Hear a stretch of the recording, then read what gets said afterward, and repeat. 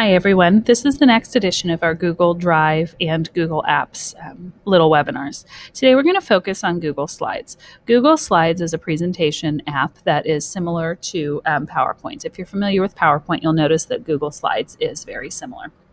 Okay, let's go ahead and get started. Just like in all the other apps we've talked about, if we click on the squares over in the right-hand corner, we'll see our Slides app. We can click on that. And now we have our Google Slides home screen. From here, you'll be able to see all the presentations that either you've opened, have been shared with you, or that you've worked on recently. Also, across the top, you'll see different templates of maybe different types of presentations you might want.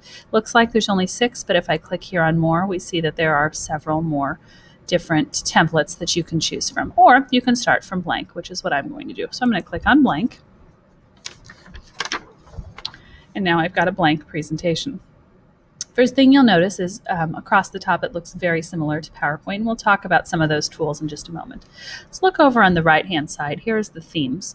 This is kind of the way your PowerPoint presentation is going to look as you're working on it. The theme will apply to all of your slides, so you can scroll down and see a variety of different themes. I'm going to go ahead and click on a theme. After I've clicked on my theme, I see now that it's applied to this slide. Up in the upper left-hand corner, right now my presentation does not have a title. I'm going to give it a title. If I title my presentation down here as well, that's up to you. That's, obviously if you're doing a presentation, you would probably give it a title. Okay, let's look at some of the tools up here. I want you to notice again that just like Google Docs, every time you change, your changes are saved. So you can you don't have to worry about hitting file save if your computer dies, those sorts of things. It kind of auto saves as you go along. Let's look first at this little plus button. That is how you add a new slide. If I just click the plus button, it's going to just add kind of what it thinks you would want, which would probably be a content slide with a title.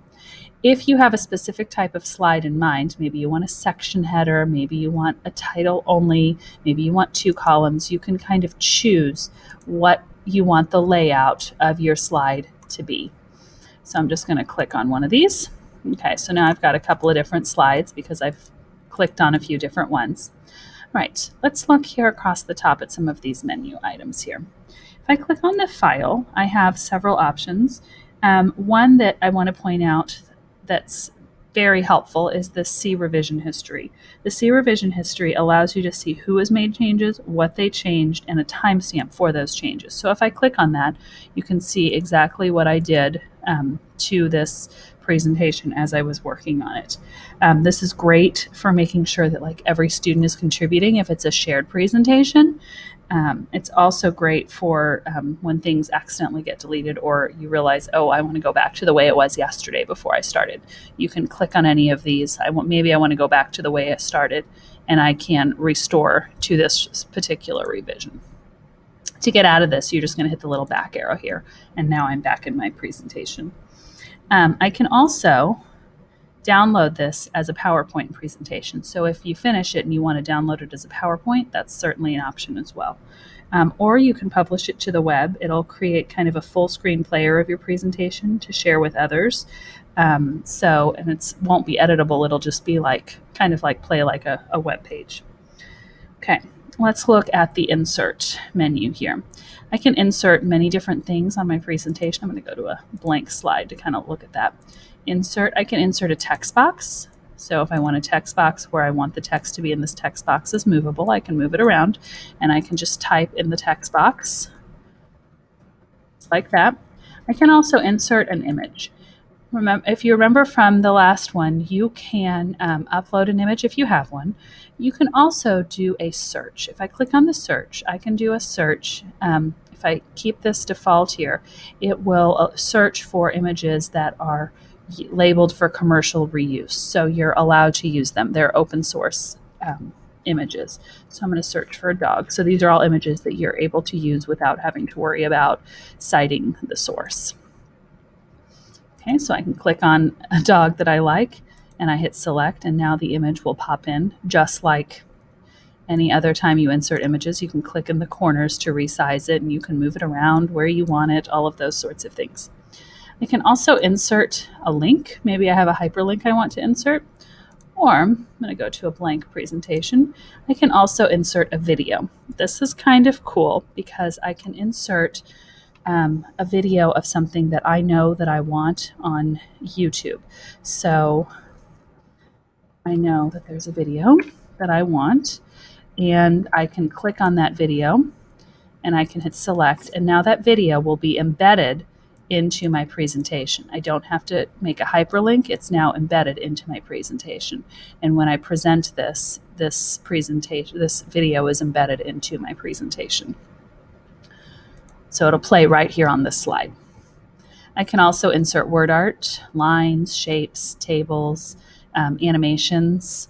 I can also insert a comment, which is useful if you're working on this document with others, collaborating with other people. Okay, if I go to the Tools menu, here is where I can check my spelling. I can also find the definition of a word. I can add a personal dictionary if I want. So there are lots of tools here that are available. Underneath that menu, I have other options. We talked about the adding a new slide. I can print my presentation just like you can print a PowerPoint. I can undo, redo. I can zoom in. Here's another option for inserting a text box, an image, a shape, a line, adding a comment. I can also change the background color. Maybe I want an image for my background, or maybe I just want the color on this particular slide to be different. So now I've changed the background color of this slide. I can also change the layout of the particular slide here. I can change my theme here if I want to go back and I decide, I don't like the theme that I have. I can also insert a transition, which is kind of how it goes from one slide to the other. I can have it fade from one slide to the next, so you can kind of see it'll fade into this slide. It'll fade from slide 1 to slide 2, and I can apply that transition to every slide if I want by clicking Apply to All Slides. And I can add additional animations if I want. Okay. So, and also something that's important, especially if it's a presentation that you're going to print for yourself, maybe present it to other people and print it for yourself. If you click down here and type notes, where it says notes, then those notes will show up on your sheet that you print out, maybe what you want to make sure to say in your presentation. So that's helpful if it's a presentation that you're going to be sharing with other people. Okay, everything that I've done so far is saved in my drive. I can find it in my drive. Let's go find it really fast. I can go to my drive, and that was called practice. So if I go to my drive, I should be able to find my practice presentation. Obviously, I have lots of things in my drive. So, but remember, it sorts it alphabetically. So there it is right there, the practice presentation I've been working on right there. So I'm able to click on it and open it if I want, and I can continue editing it from there. All right, that is Google Sheets. We will do Google Forms in our next little webinar. If you have any questions, always remember to feel free to ask. Thanks. Bye.